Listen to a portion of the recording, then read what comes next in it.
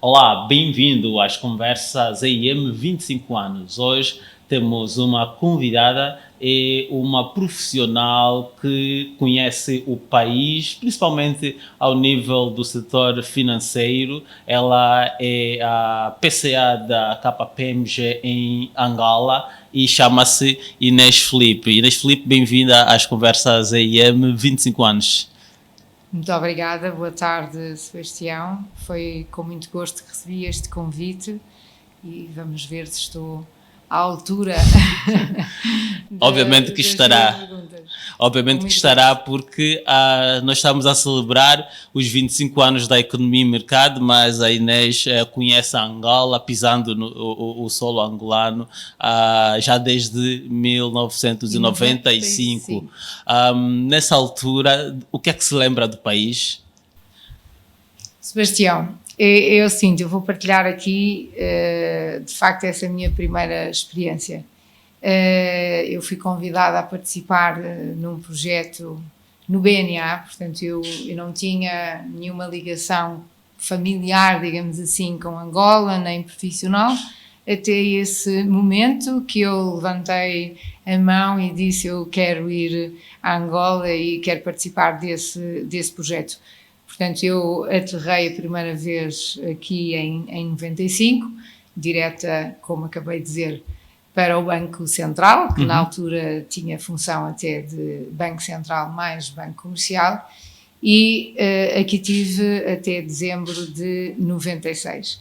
Tinham-me convidado para vir um mês e acabei, na realidade, por ficar um ano e pouco. E esse foi, de facto, o meu primeiro contacto com Luanda.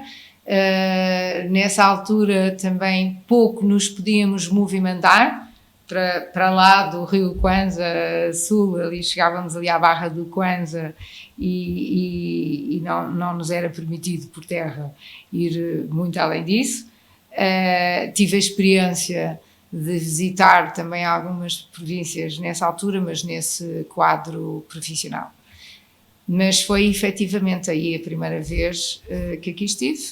Depois tive um interregno entre 96 e 2011, quando regresso novamente a Luanda e tomei a decisão, uma decisão pessoal, que se conjugou com a participação na gestão da KPMG em Angola, da KPMG em Portugal, onde eu já era sócia, e mais uma vez levantei a mão e disse: já que temos lá agora um investimento, eu estou disposta para ir para Angola.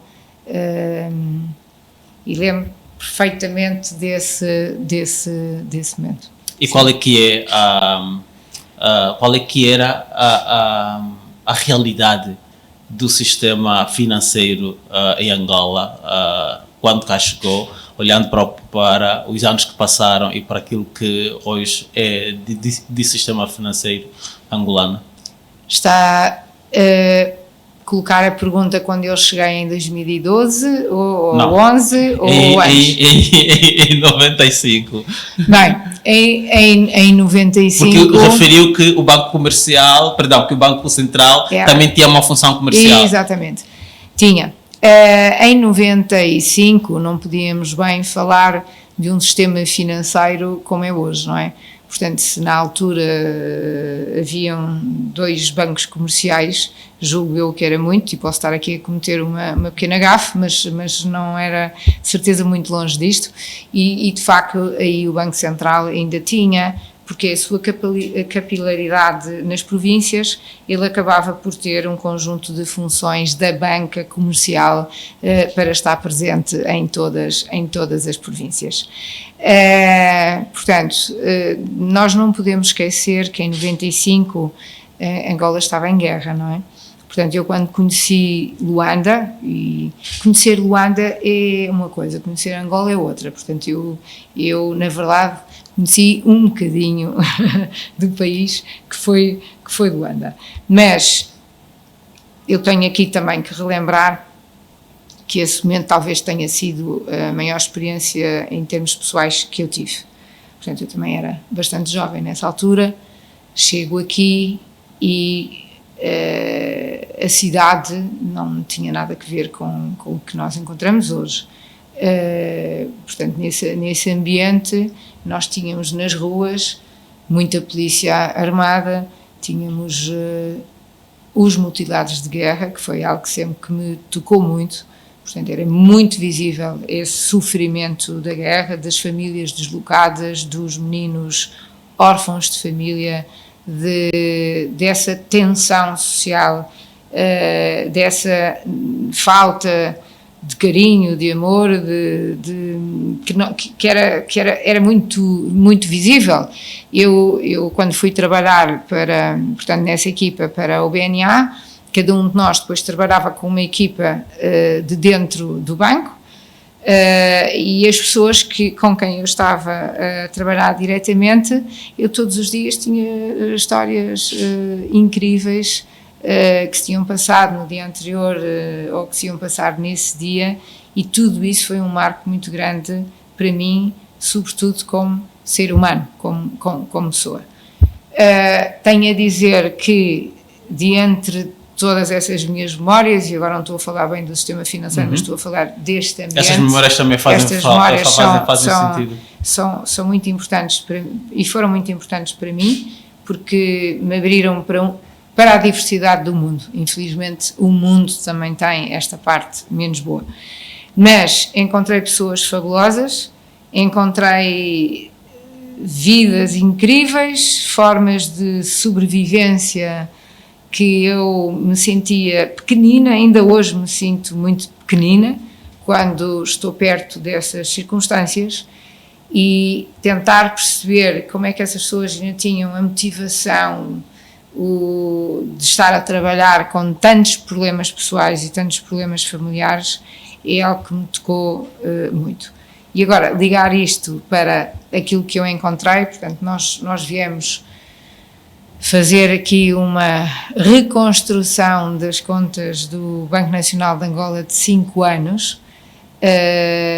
Foi obra, foi duro, claro que demorou muito mais tempo do que foi o habitual, mas foi uma confrontação profissional completamente diferente daquilo que eu estava habituada até aí.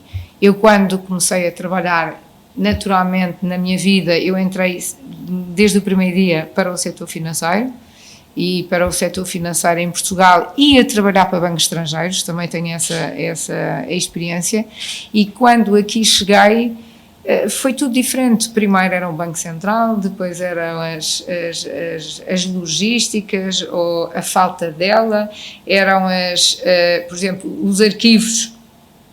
Os arquivos eram feitos em sacos de serapilheira, muitas vezes deles rotos, num armazém ali na Marginal, onde metade do telhado não existia, a outra metade existia, mas sabe-se lá como.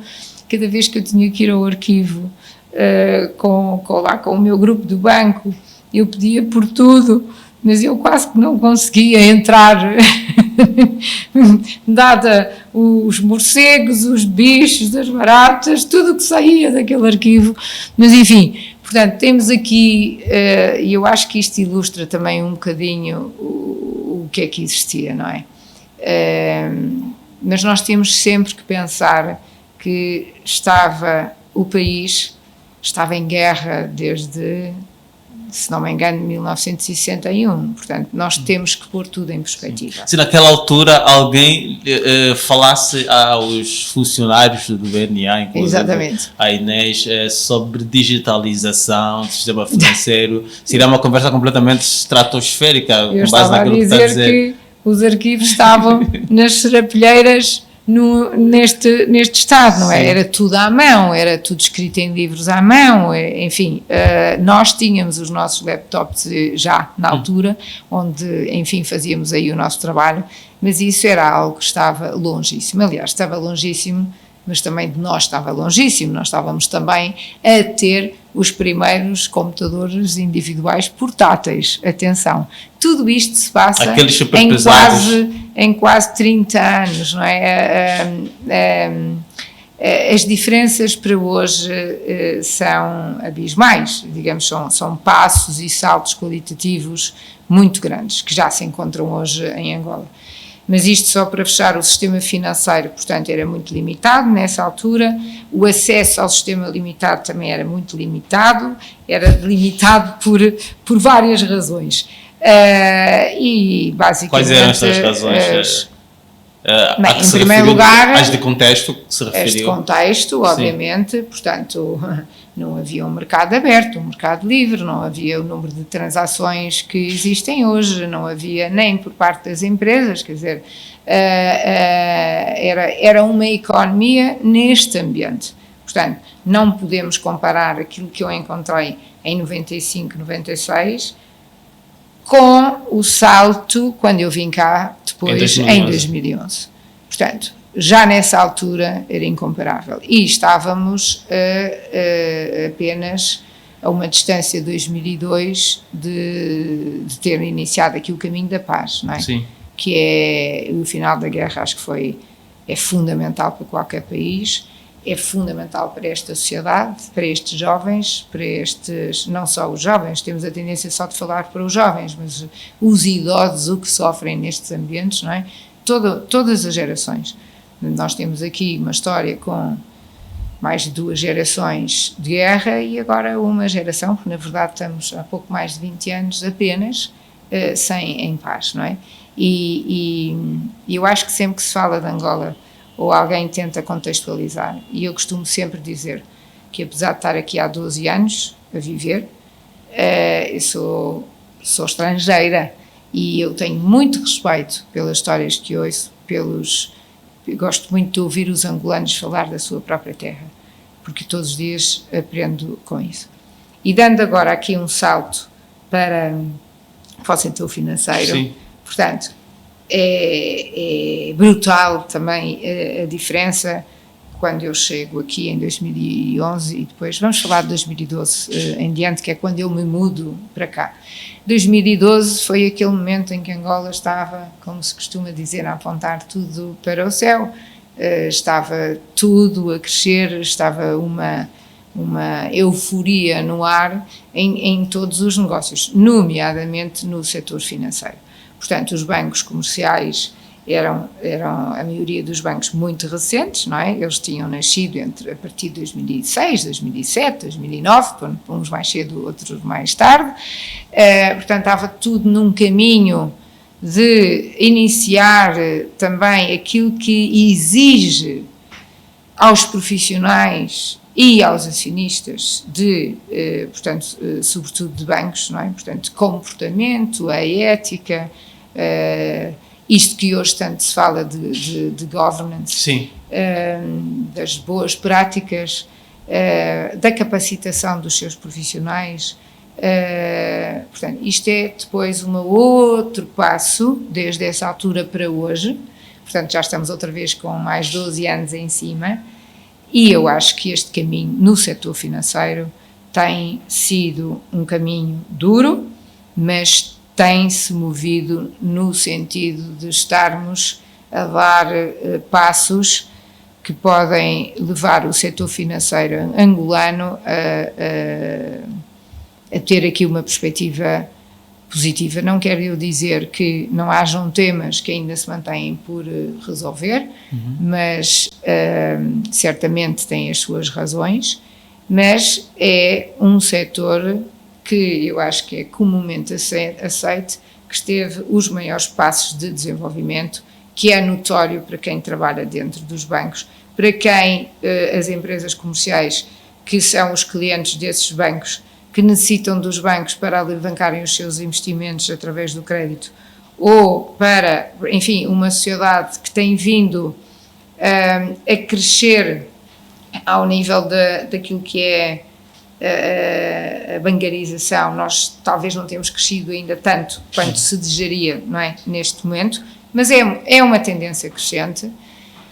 Os bancos têm tido também alguma dificuldade em lidar depois com os outros aspectos macroeconómicos, não é, que nós temos assistido nestes 12 anos, porque estes 12 anos tivemos esse período de grande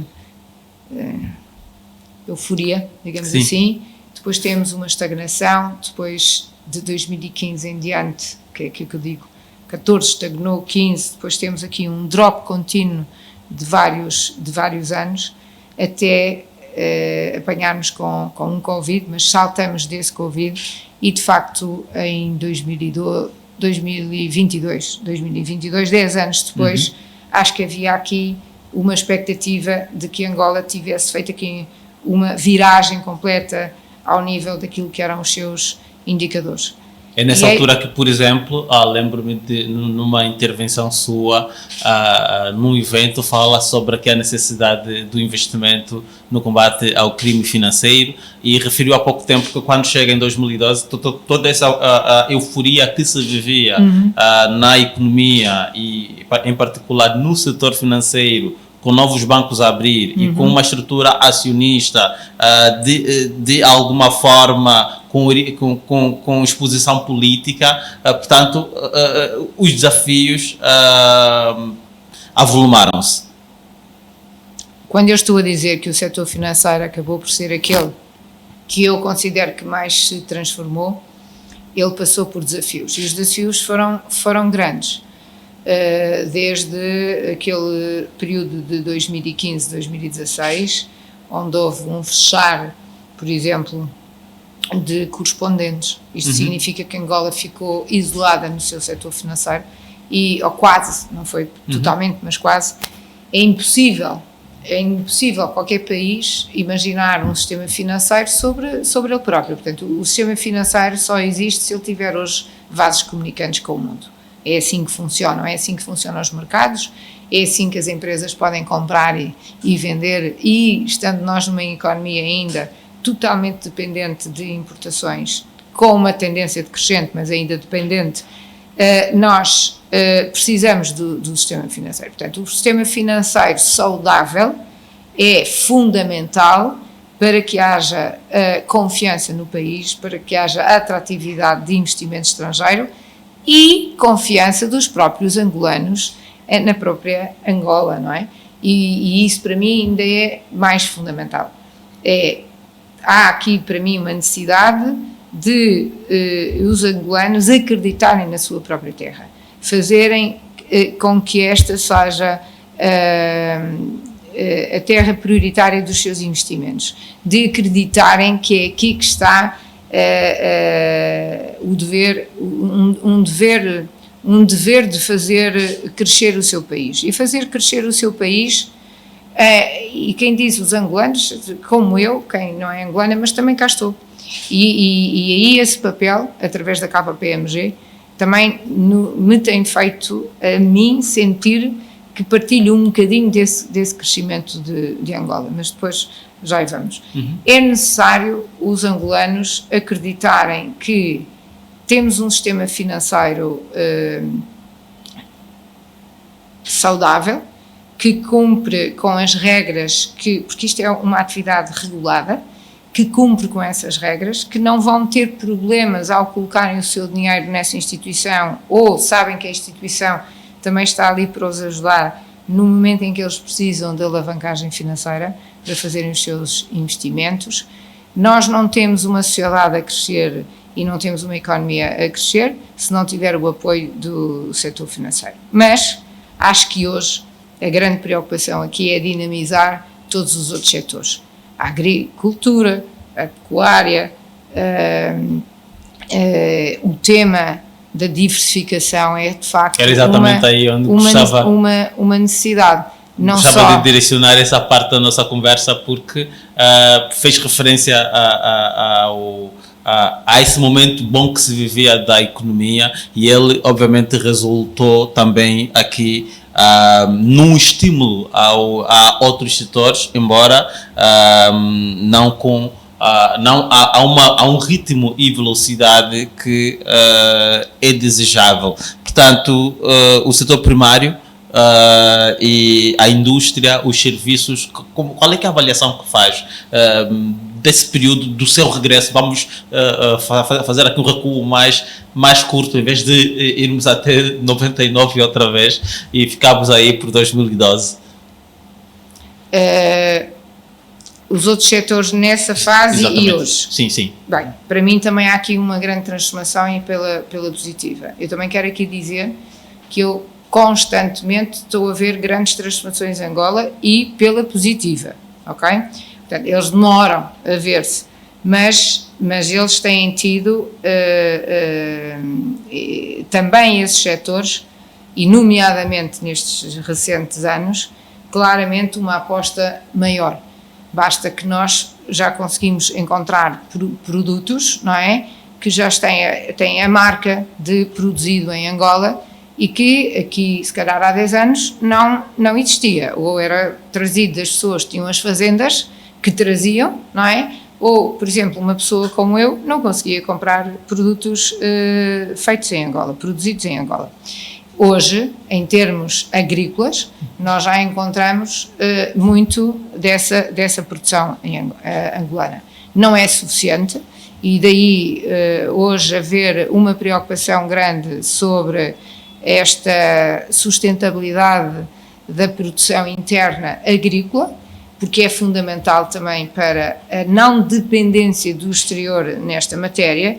E, portanto, o que eu posso dizer é que entre 2012 e agora, 2024, há uma evolução pela positiva naquilo que é a aposta nestes setores. Não estamos onde a Angola ainda precisa de estar, mas já há um caminho que é muito diferenciador, de há 12 anos para trás, e este o contexto atual deixa-nos otimistas do ponto de vista de alcançar este lugar onde devemos estar, ou a posição onde devemos estar? Sebastião, eu só posso dizer que eu acredito em Angola, e a KPMG acredita em Angola, senão nós não estávamos aqui. Isso aí que seja inequívoco. E dizer isto porquê? Num país onde tem tantas áreas que é necessário atuar, e eu tenho que expressar aqui educação, saúde, duas bases que para mim são fundamentais, até para acompanhar devidamente um crescimento demográfico que tem vindo a ser a um nível que eu posso aqui dizer que se torna insustentável a breve trecho, porque nós não vamos conseguir ter empregos para os jovens, nós não vamos conseguir que esta sociedade no seu todo eleve o seu nível de vida económico e social, se estes dois pilares não estiverem preparados para acompanhar este crescimento demográfico. Aliás, é isto que temos visto até aqui, não é? Portanto, houve uma explosão demográfica que não foi acompanhada com estas duas componentes. E então, o que é que nós hoje em 24, pelo menos falo da minha experiência, que todos os anos nós na KPMG recrutamos pessoas diretamente das universidades, e portanto eu tenho essa experiência para dizer que há um déficit muito grande ao nível da educação, e isso vai se tornar muito difícil para que as empresas angolanas deem o salto qualitativo que necessitam, até aquelas que se estão a montar neste momento. Por outro lado, isto são oportunidades, não é? Portanto, eu vejo fraquezas e consigo tornar as fraquezas em oportunidades. E quando eu digo que então Angola pode ser um lugar de oportunidade, ou é um lugar de oportunidade, nós temos todos que acreditar muito que sim. Porquê? Porque temos um conjunto e uma base tão jovem que, se os jovens moverem a sua força, e os angolanos têm muito este espírito, e muitas vezes até me perguntam, têm tanto espírito para a sua vida privada a darem nos negócios, porquê que não transformam isso em verdadeiras empresas e que daqui a 20 anos ou 30 há grandes orgulhos de grandes grupos empresariais. Os jovens têm que fazer acreditar que se têm esse espírito, têm essa possibilidade. Portanto, num país onde há tanto para fazer, e é óbvio que esse caminho tem que ser percorrido, eu só posso acreditar que há aqui, tem que haver aqui esperança. Agora, tem que ser apoiada, e para mim tem que ser apoiada com a intervenção pública, mas com a intervenção privada, mas isso é uma opinião que eu tenho, com a sociedade civil. tem que ter aqui um papel ativo, uma voz ativa, mas a sociedade civil também tem que se responsabilizar pelos seus atos, ok? Tem que se responsabilizar também pela sua conduta, não é? Todos aqui temos que ter noção que só juntos, alinhando diversos setores da atividade para um propósito único, é que o país vai, de facto, dar aqui o seu salto qualitativo. Eu falava sobre o contexto porque lembrei-me que no ano passado nós contamos com a sua presença num evento que foi sobre economia, portanto, e que teve como tema da recuperação económica ao desenvolvimento sustentável. Nessa altura, a Inês fez uma apresentação onde detalhou alguns desafios que o país tem para que efetivamente atinja o desenvolvimento sustentável e referiu desafios estruturais e também um outro desafio que é o temporal. Portanto, do ponto de vista de contexto macroeconómico, quais são, diria, os grandes desafios que nós temos para tornar esse desenvolvimento sustentável uma realidade? Bem, colocando a questão nesta perspectiva mais macro, é o seguinte: para mim é premente que sejam claras as prioridades que o país tem. E dentro dessa definição clara, onde todos possamos compreender as ações que vamos vendo e percebendo que isto é um puzzle que se está a construir, mas com um objetivo fim, há que priorizar a análise cuidada da qualidade da despesa. É fundamental. E é fundamental porque os recursos são escassos. E quando os recursos são escassos e quando nós precisamos de apoio externo para nos financiar, para nós darmos corpo, vida, atrairmos real emprego para Angola, nós temos um compromisso. Portanto, isto é sempre a lei dos deveres e das obrigações. Portanto, nós temos o dever de ter comportamentos e práticas, quer éticas, quer profissionais, de cumprimentos de compliance, de treinarmos, de formarmos, de capacitarmos as pessoas que connosco trabalham, e eu estou a dizer connosco trabalham, portanto na KPMG é igual, para que elas consigam de facto contribuir ativamente e as empresas e cada um de nós consiga contribuir ativamente para esta mudança. É fundamental que haja aqui também uma concertação nesta visão social, porque há muitos temas sociais que têm que ser desde já acomodados como prioritários e essa definição também tem que ser... Esses temas quais são? Tem que ser, claro. Então nós não basta olharmos aqui quase pela janela, não é?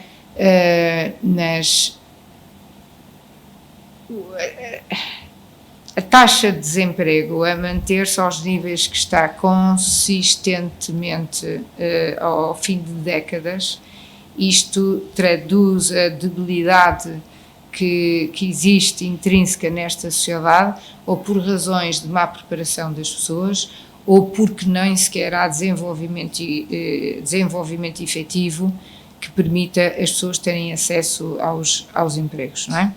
E não havendo acesso aos empregos, inevitavelmente temos uma sociedade mais precária, com problemas sociais graves, não é? Com situações que nós todos depois um dia vamos pagar mais caros, não é? O tema da... Eu teria aqui também outros temas que eu vejo como prioritários. Como há pouco falei do tema da educação, da saúde, sim, mas é fundamental uma aposta claramente nas infraestruturas. Não há nenhum país que vá crescer sem ter uma base de infraestruturas. É necessário ter água potável e distribuição de água mais equitativa entre todos.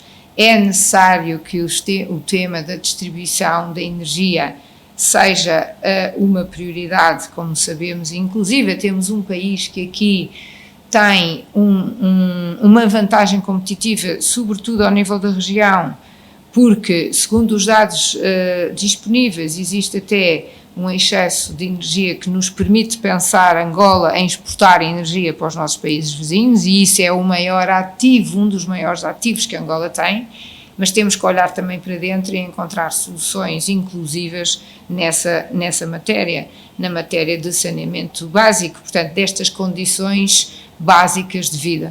Hoje temos uma sociedade que está muito dividida, posso dizer, em extremos, e temos que fazer crescer aqui aquilo que normalmente é dito a classe média. Essa classe média de um país é que vai sustentar este elevar da qualidade de vida, não é, em geral, e que vai permitir que toda a sociedade e todo o país salte para outro nível de desenvolvimento. Eu, quando digo que acredito em Angola, acredito porque é o espaço que há para fazer. É o espaço que todos os dias eu vejo à minha volta que é necessário intervir. Agora, onde nós temos uma panóplia de direções, tem que ser clara a escolha, não é? Tem que ser clara a escolha das prioridades. E todos nós sabemos depois quais são e entendemos as decisões e os passos que são dados. Aqui é importante eu chamar a atenção do papel da KPMG e porque é que eu também quis vir, de certa forma, para Angola, através da KPMG. Eu acho que a KPMG é um excelente passo de entrada dos jovens para elevarem a qualidade, as suas qualidades, as suas técnicas pessoais, portanto, a sua capacitação. Não é por acaso que ao longo destes 12 anos que aqui estou, já passaram muitos jovens por aqui que hoje estão no mercado de trabalho e estão no mercado de trabalho em várias indústrias. Aqueles que mais de perto de mim têm muitos, por exemplo, no setor financeiro, e hoje eu recolho feedbacks que são profissionais bastante apreciados, onde eles agora estão a trabalhar. E, portanto, isto também faz com que eu necessito, e a KPMG necessita, de profissionais bem qualificados para nós prestarmos os nossos serviços aos nossos clientes, e nós também crescemos com o crescimento dos nossos clientes e com o dinamismo dos nossos clientes, mas é importante que nós temos aqui uma função dupla, temos a função dupla para a sociedade e temos a função dupla para as pessoas que temos. Aqui temos tido sempre uma política muito cautelosa e muito prudente de um crescimento que eu digo conservador, mas sustentado. Nós, desde que iniciámos a nossa atividade, temos sempre vindo a aumentar paulatinamente os nossos quadros, mas é isso que estamos a fazer. E, sobretudo, neste pós-Covid, temos retomado com maior número o nosso processo de recrutamento de profissionais angolanos, desde a entrada de novos sócios até os júniores, aqueles que nós chamamos os graduates, com programas que agora até estamos a trazer inovação para estarmos cada vez mais próximos também daquilo que é a academia, as universidades, temos tido uma intervenção muito próxima. E, com isso, conseguimos captar muito o que é o sentimento também dos jovens. E também partilhamos muito com os nossos clientes e os clientes nos dão feedback daquilo que quem hoje já tem empresas sente. E daí o Sebastião dizer que eu também tenho falado muitas vezes da capacitação, dos recursos humanos em Angola. Sim. É fundamental, tem que ser prioritário. Mas eu gostava de voltar aqui à questão dos desafios infraestruturais, e inclusive tenho cá uma frase sua que é: ter um elevado potencial não chega na hora de decidir um investimento.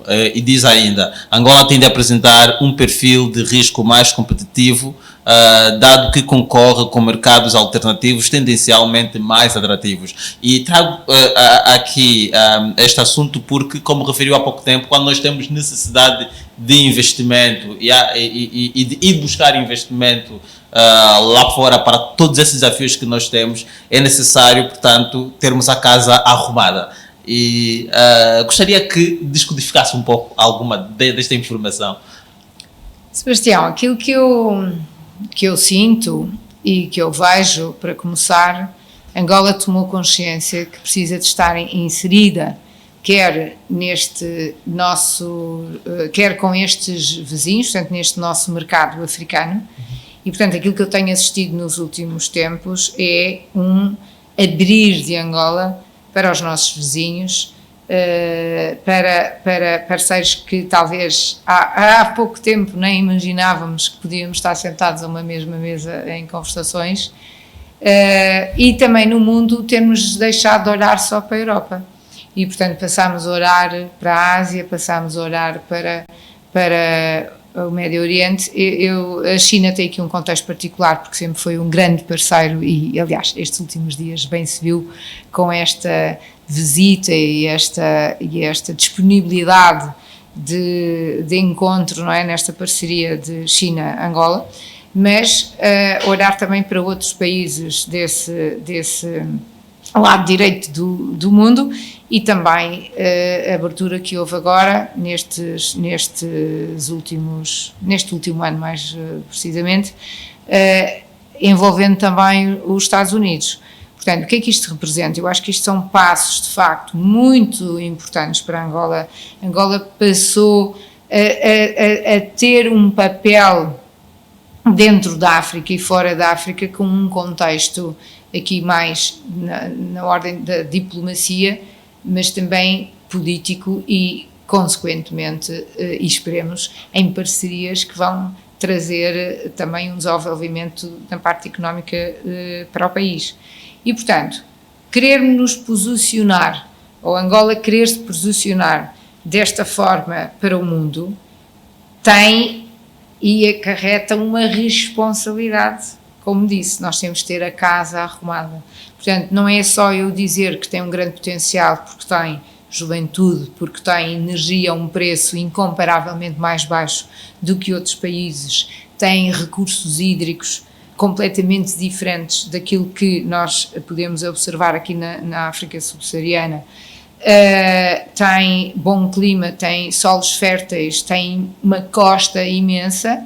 Tudo isto são riquezas, para não dizer o que está no subsolo ou está nas profundezas. Portanto, a Angola tem uma riqueza conhecida há décadas e estão cá, e nem por isso nos levou ainda a um grande patamar de desenvolvimento. Portanto, por vezes, e maioria das vezes, não é necessário só indicar que temos o potencial, temos que ter agora parceiros que acreditem que esse potencial se vai traduzir numa realidade. E, portanto, estamos agora num momento em que Angola já claramente mostrou que está aberta a parcerias, mas isso vai obrigar-nos à responsabilização da governance, que é um tema que hoje é muito discutido. Acho que todos os meses deve haver aqui ações sobre ética, governance, branqueamento de capitais.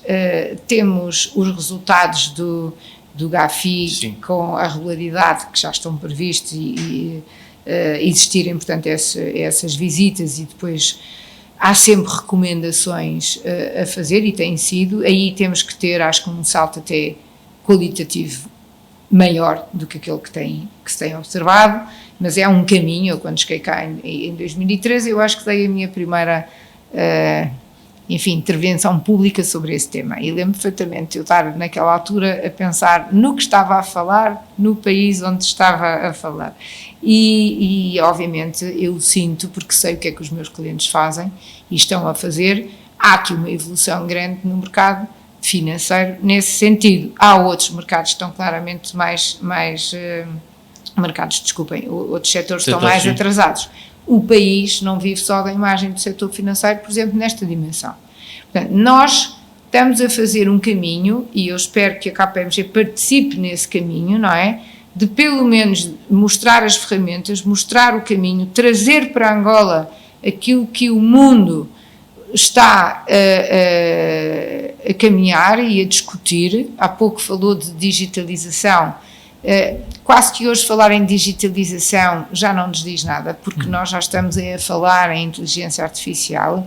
O que é que podemos trazer para Angola? Onde é que Angola é receptiva? Porque tem que o ser. E como é que nós não vamos repetir o passado? Por exemplo, se nós recuarmos a 2005, que é a altura em que Angola, inclusive, teve financiamento para a reconstrução. Reparou-se que muito da reconstrução perdeu-se ao longo do tempo. E hoje podemos diria, enquadrar-nos aqui mais ou menos numa situação de reconstrução, não propriamente infraestrutural, mas se calhar aqui mais ao nível financeiro, mais ao nível também de governance, como referiu. Sebastião, para mim é claro, Angola hoje nada tem que ver com o passado. Isso aí eu sinto isso nas conversas que tenho com os clientes, não só com os clientes, mas enfim, estou aqui no dia-a-dia. E o que eu acho é que definitivamente nós temos que introduzir, e quem tem aqui empresas e quem pretende criar empresas, porque há os que já têm e aqueles que querem iniciar os seus negócios. Portanto, e aí eu apelo muito sempre à camada jovem que com essa garra e com essa iniciativa. Obviamente depois há a questão, quem é que vai suportar esses jovens a abrir as suas empresas, mas isso é outra dimensão da questão relevante, mas o que eu quero dizer é que eu sinto que hoje estamos a partir de um patamar já muito diferente do passado. E Angola ou aproveita esta abertura para o exterior, porque isto são sempre contrapartidas, ninguém nos dá nada sem nós não temos que devolver de volta, ok? E portanto, nós ou temos todos a consciência que ao irmos comprometer-nos com determinadas instituições privadas, não interessa de que lugar do mundo, ou com determinados governos, ou com estruturas internacionais, nós temos depois deveres de cumprir. Não há almoços grátis. Não há. E isso sim é queimar gerações. Isso sim é queimar dinheiro efetivo, financiamentos desperdiçados, não é ajudar claramente à construção de uma nova era, de um novo capítulo de Angola. Eu acho que Angola, ao fim de uma geração de paz, já tem o dever de começarmos a pautar pelo aquilo que devemos trazer de fora, que nos vai impulsionar a queimar aqui etapas que outros andaram a fazer. Nós não temos que seguir os mesmos degraus. Nós temos que ter, por exemplo, consciência que todos os nossos investimentos mas não subir de grau exige mais fôlego. De grau. Esse fôlego pode também aqui significar formação, pode também significar... É isso, quando eu estava a dizer os degraus é esta evolução. Se nós hoje estamos a discutir a inteligência artificial, se calhar não vamos começar a pensar lá atrás, não, vamos perceber o que é que hoje existe no mercado mundial, que também vai facilitar a nossa criação das nossas empresas, direcionar, por exemplo, a formação dos nossos jovens, em que áreas eles hoje se devem formar, porque nem todos devem ir, certamente, para cursos que depois não têm saída profissional. Os pais gastaram dinheiro que não vai ajudar realmente os filhos mais tarde. Agora vai buscar formados na área financeira só. Nós pelas áreas que desenvolvemos, que é a auditoria, consultoria e a área de fiscalidade, temos preferência na área de economia de gestão, direito, engenharias vai depender e depois a parte da tecnologia.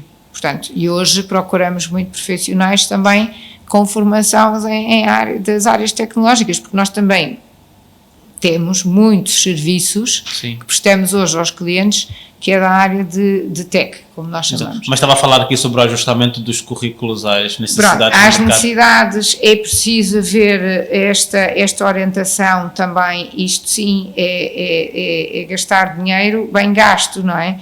O que mais dói, de certeza, a um pai ou uma mãe é pagarem um curso a um filho e depois ver que ele não tem saída profissional.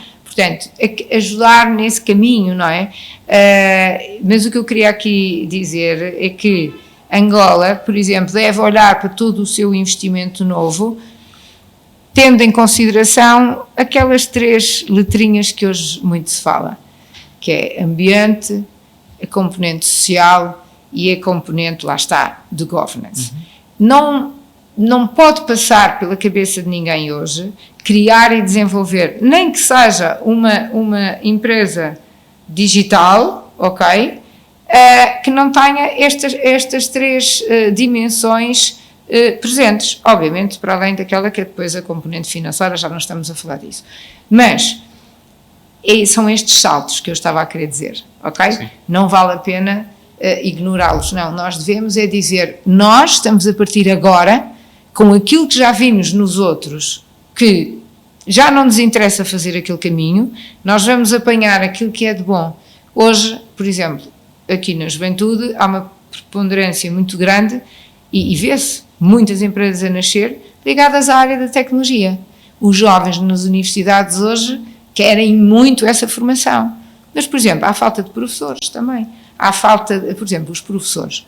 Eu tenho que fazer aqui jus, porque ensinar com estas dificuldades que estes professores enfrentam, quer de instalações, de meios e da qualidade dos próprios alunos, eu tenho que fazer aqui um agradecimento a essas pessoas daquilo que eles fazem no dia a dia.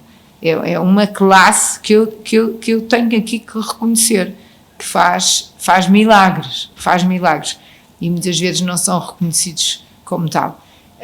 E eu tenho encontrado agora pessoas incríveis nesta nossa aproximação da KPMG às universidades, que as pessoas fazem as coisas por amor, é por amor.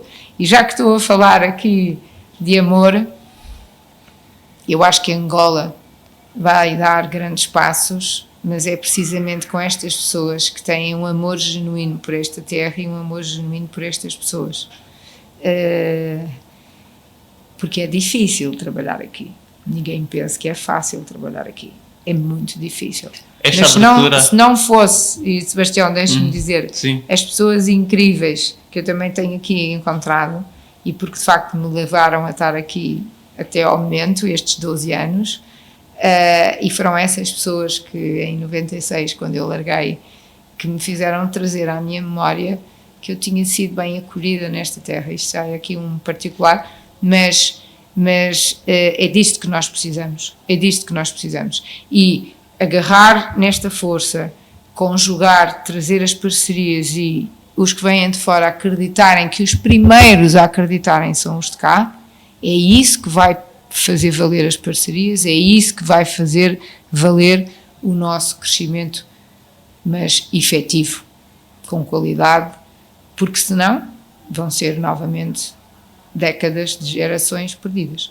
Além dessa crença que deve partir dos angolanos, temos a questão do próprio ambiente de negócio, dos desafios que referiu ao nível estrutural. Citou, por exemplo, a economia informal, que tem um peso brutal ao nível, portanto, do nosso...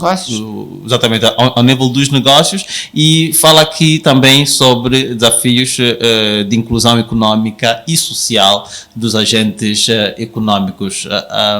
Como é que isso se pode articular? Se eu tivesse a fórmula, já tinha vendido.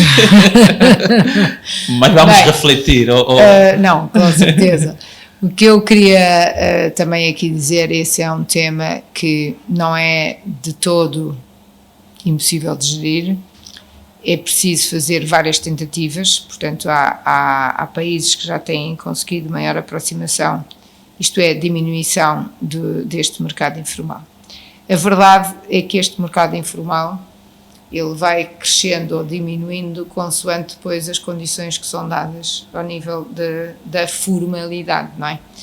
E eu estou a dizer isto, é muito importante, lá está, que a banca consiga atrair e tenha meios para atrair, quer empresas, quer pessoas, para dentro do sistema financeiro. É também importante que talvez se desenvolvam mecanismos de carga fiscal que permitam essa atratividade, porque muitas das vezes estes mecanismos fiscais ou a política fiscal que recai sobre o mercado formal, essa que é a verdade, e não consegue capturar toda a economia informal, que tem aqui um peso tremendo. Os temas da inflação, que, como sabemos, há um ano esta parte, sobretudo há um ano esta parte, voltou outra vez a crescer a uma velocidade que nenhum de nós deseja, não é? Portanto, nós estávamos numa trajetória de querer convergir para a inflação abaixo de 2 dígitos e agora estamos, precisamente, o último número que vi, já cerca de 24% neste momento, ao ano. Portanto, e aqui estamos a ir no sentido oposto daquilo que seria um desejo. Mas isto tudo é resultado de um conjunto de situações que não vale a pena aqui, que todos nós que estamos aqui todos os dias sabemos. O tema da valorização ou desvalorização da moeda, não é? Que tem aqui um impacto também enorme e que, quando há menos moeda em circulação, isto não é moeda kwanza que eu queria dizer moeda externa, obviamente que depois muito o mercado informal começa aqui a suprir essa necessidade e começamos a ver novamente aqui um alargar de transações e de operações fora da formalidade. Ora, isto traz imensos problemas, porque em primeiro lugar há um conjunto de atividades que não são, o Estado não beneficia delas diretamente, não é? Através de impostos. Também sabemos que as taxas de inflação, as taxas de desemprego apresentadas, elas têm que ser corrigidas com o mercado informal, e aí as coisas também se tornam noutra proporção. A recolha de dados, a qualidade de dados, a qualidade de informação, Sebastião, há aqui muitas dimensões que, se eu começo aqui a falar, todas elas ligadas, é que vão fazer com que Angola consiga subir uns tantos pontos, digamos assim, nesta percepção da qualidade de vida das pessoas e de ambiente de negócios. Tem vindo a fazer um caminho positivo, mas existem ainda muitas fragilidades que nós todos lidamos no nosso dia-a-dia. A reforma do Estado está a acontecer, mas sente-se ainda a necessidade de uma maior facilitação de processos. Portanto, existe inclusive um programa que eu Simplifica, que visa tornar a administração pública mais ágil, se recuar para 98, para 95, provavelmente a avaliação será bastante positiva, e também se recuarmos para 2013 também poderá ser positiva, mas a verdade é que os desafios ainda existem, e para quem é gestor, portanto, como é a Inês, ou para quem é investidor, este ainda é um desafio. Portanto, a questão da burocracia. Ainda é, e eu, enfim, não consigo percepcionar que haja em curso uma reforma administrativa, como foi dita. Atenção, acho que esse é um dos temas que ainda tem que ser verdadeiramente agarrado, ok? Ainda não houve esse momento, e nós todos sentimos. Portanto, há passos que já foram dados, agora passos recentes, nestes últimos 7, 8 meses, que foram facilitar e vão facilitar a vida dos negócios, mas não são minimamente os necessários, só porque é necessário um trabalho estrutural, e isso eu acho que ainda não... Esse trabalho estrutural, qual é que seria? Ainda não começou. Enfim, é fazer uma análise muito séria de todo o setor público, de tudo que é de domínio público, não é?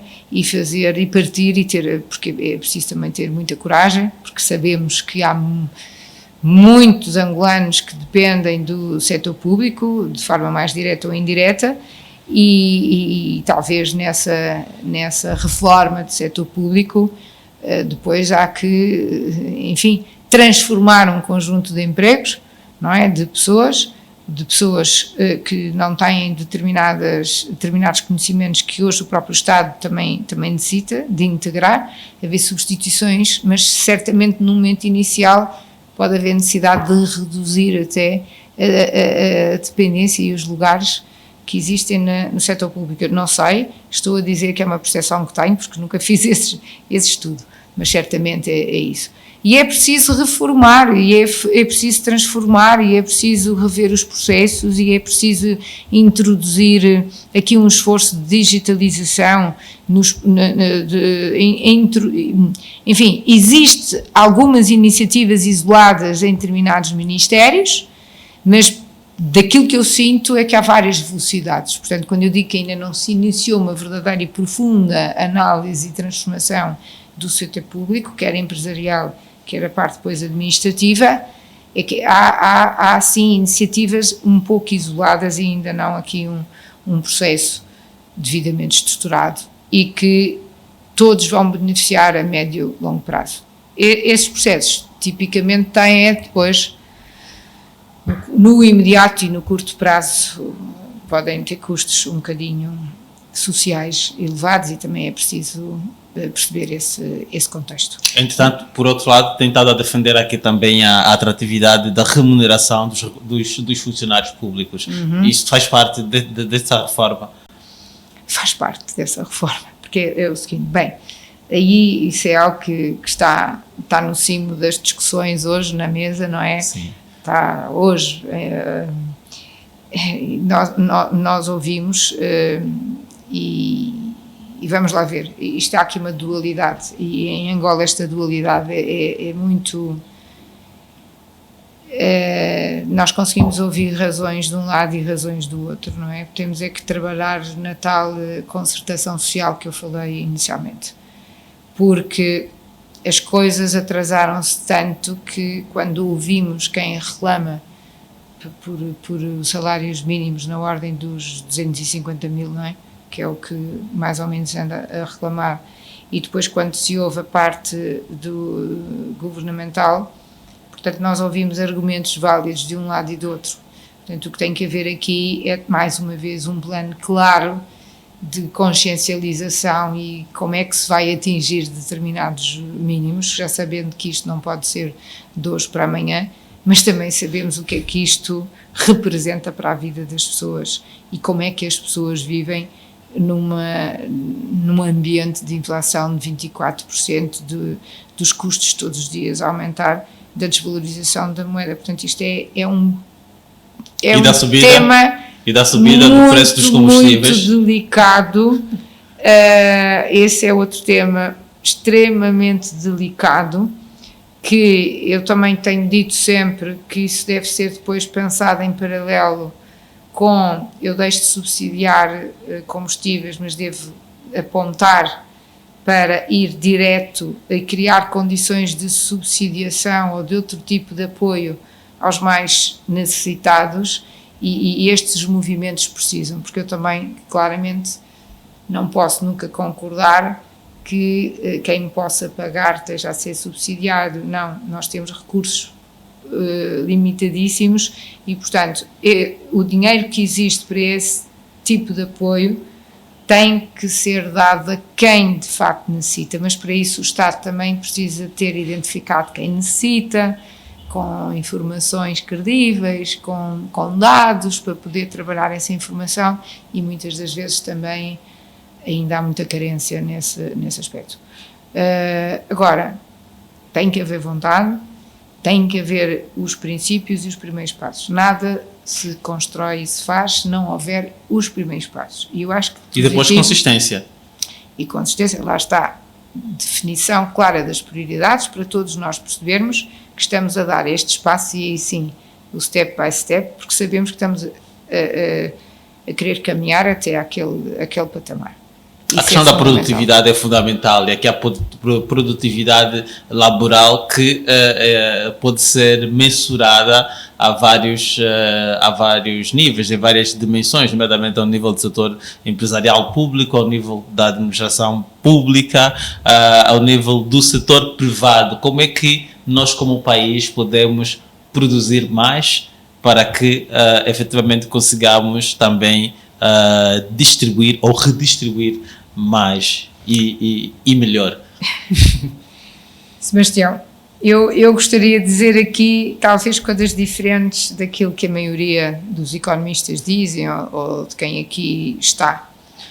Mas a verdade é que como é que pode haver uma elevação do nível de produtividade se as pessoas têm que se levantar 3 horas antes de manhã para chegarem ao emprego e depois mais outras 3 horas até chegarem a casa, só aí por dia gastam 5 ou 6 horas em deslocações, em colocar os filhos à escola, os que têm a escola, e porque ainda nem todas as crianças têm acesso, não é, ao ensino básico. E, portanto, existe aqui uma cadeia de fatores que levam ao insucesso da produtividade.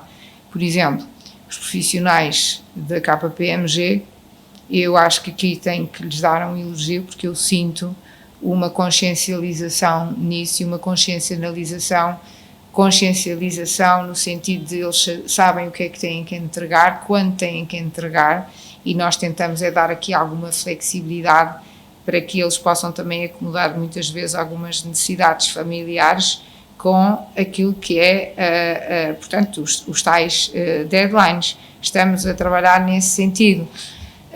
Mas é extremamente difícil nós exigirmos produtividade quando o ambiente à volta é ainda muito inóspito para a maior parte das pessoas, e isto é uma realidade, só quem não trabalha aqui nas empresas, isto é uma realidade.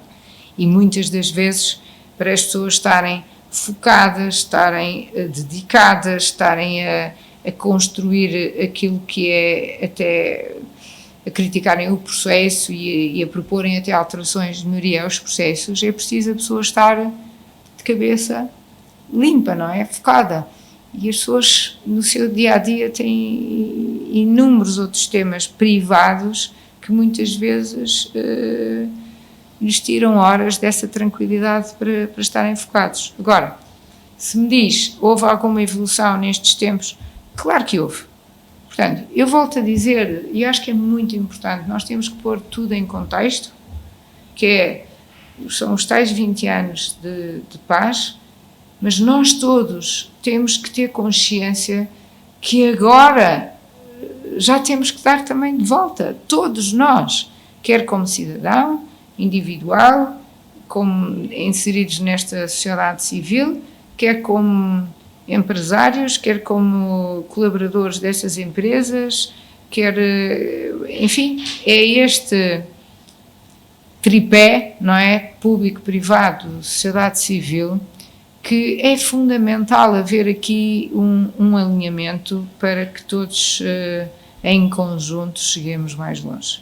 Isto é fundamental. Uma das valências de profissionais como a Inês é, obviamente, analisar dados para fazer previsões macroeconómicas, previsões financeiras, e eu gostava de perceber de si como é que olha para o país, esse país que conhece já há algum tempo, em que trabalha e lida diariamente com várias entidades, aqui incluindo empresas. Como é que, se ele pedir para olhar para daqui a 25 anos, fica distante demais, mas vamos olhar para daqui a 5 anos, como é que vê? Eu não tenho bolinha de cristal. Bem, mas o que é que me apraz dizer neste momento? Eu vejo um crescimento demográfico enormíssimo. Esta é a primeira coisa que me vem. E, portanto, aquilo que eu gostaria de dizer é que eu acho que o controle demográfico no país, ou a gestão deste tema no país, tem que ser claramente ativa, o quanto antes. Não me estou a repetir, mas é que eu acho que esta tónica é muito premente. Nós estamos com cerca de, não é, dizem os números, cerca de 33 milhões de habitantes. Há um crescimento muito acima daquilo que o país está a comportar. E, portanto, daqui a 5 ou 10 anos, nós rapidamente vamos estar nos 50 milhões de pessoas e 100 milhões, e isto é muito rápido. E, portanto, num país com este crescimento, ou nós temos o tal apoio na educação e saúde, ou temos problemas aqui gravíssimos ao nível social. Isto é o primeiro flash que me vem. Agora, vejo claramente uma Angola diferente daquela que é hoje, e espero bem que o seja, portanto, e espero bem mesmo que o seja de forma rápida, a aproveitar esta abertura que já falamos aqui hoje, para deixar a obra feita, quer ao nível das infraestruturas, porque são a base para o desenvolvimento económico, são de facto uma base muito importante.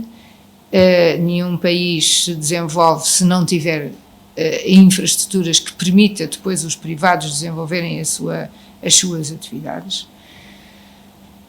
Espero que seja um país onde o sistema judicial seja o garante de qualquer cidadão ou de qualquer empresa. É fundamental para a democracia. Nós estamos num país multipartidário, mas temos que dar aqui passos importantes, e acho que uma melhoria significativa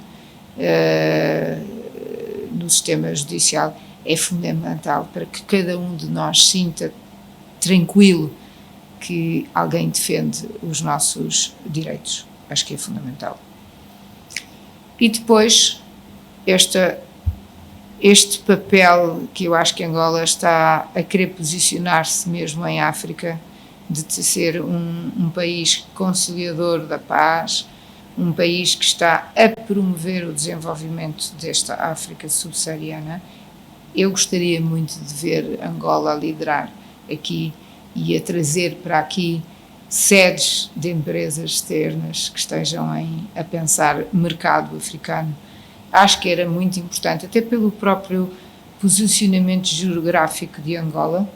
É muito importante, nós estamos virados para este lado, portanto, oeste, não é?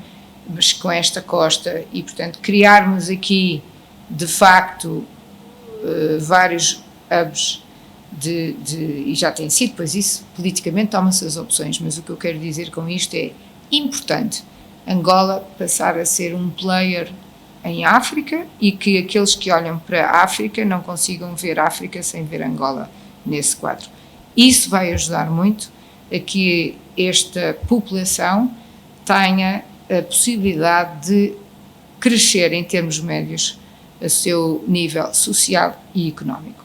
É fundamental o crescimento da classe média.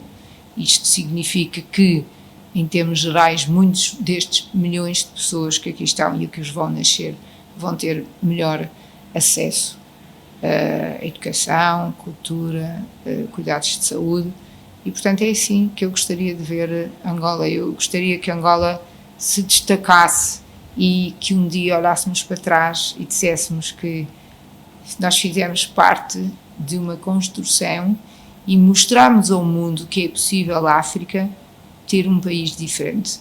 Não podemos ser todos conotados de igual. Eu, sinceramente, gostava muito. Mas eu vou pedir que olhe para trás agora, porque gostava de saber o que sonhava aos 25 anos. Quais eram as seus sonhos?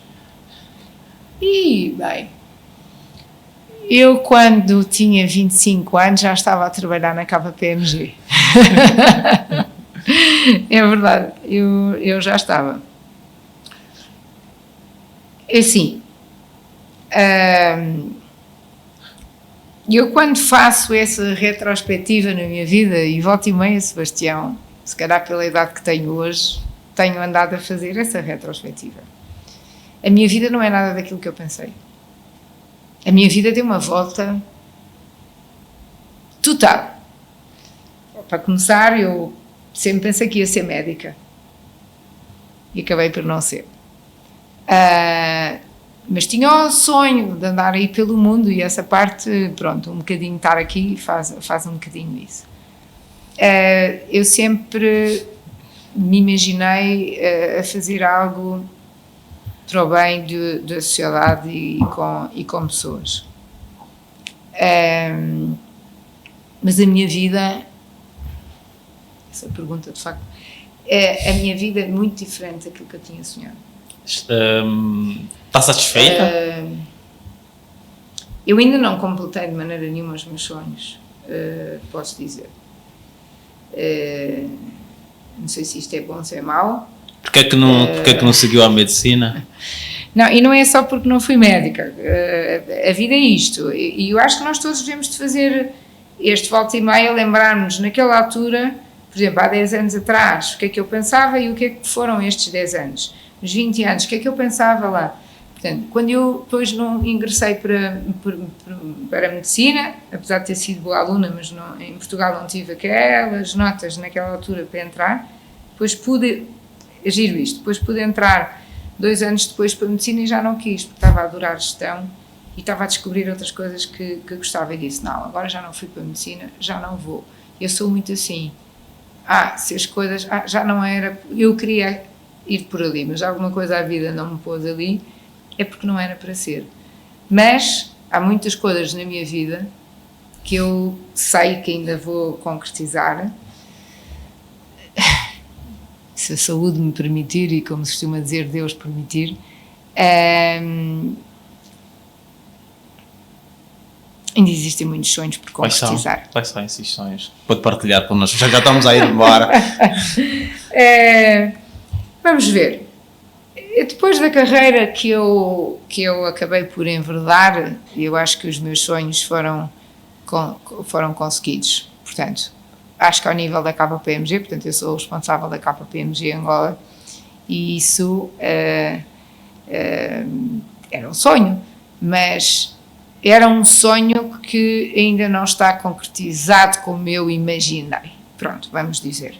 Eu gostaria muito que a KPMG em Angola fosse claramente uma empresa, uma organização, que era isto que eu queria dizer, que fosse um empregador preferencial, por exemplo, dos jovens. Eu gostaria que claramente as pessoas todas que aqui trabalhassem falassem genuinamente de coração que querem aqui trabalhar porque têm um excelente ambiente, porque fazem carreira, porque conseguem ter a sua vida familiar, porque conseguem gerir essa dificuldade do seu dia a dia entre vida pessoal e vida privada, e por todos os projetos em que a KPMG em Angola se envolvesse em Angola. Esse então será o dia em que eu fico com o meu sonho na KPMG concretizado, a este nível. Depois, claramente existem outros sonhos da minha vida pessoal, que sei que eles vão acontecer. Ainda não aconteceram, mas vão acontecer. Ainda tenho sonhos. Muito bem. Ainda tenho sonhos. E tem de continuar a sonhar. Sim. Nós continuamos a sonhar e também a fazer história. Esta é mais uma edição das Conversas AM e a minha convidada Inês Felipe, que é PCA da KPMG em Angola. Só nos resta agradecer pela disponibilidade, pela partilha e também pela, diria, vontade de querer fazer coisas e de colaborar sempre que possível com a economia e mercado, que é hoje uma revista de referência. Portanto, já somos adultos com 25 anos, já caminhamos com 25 anos e portanto, mais uma vez, obrigado pelo seu tempo. Ora, essa e a mim resta-me dar aqui os parabéns por esta resistência e que essa resistência permita que agora também a economia e mercados dê saltos para essa qualidade que tem vindo a demonstrar e tem vindo a cada vez mais a imprimir, quer através da revista, quer dos eventos que promove, e aquilo que vai fazendo criar aqui no espaço angolano de uma revista e de uma publicação de referência nestas matérias. Portanto, estou muito grata mais uma vez pelo convite. Obrigada, Sebastião. Obrigado. E a todos. Ficamos por aqui. Obrigada.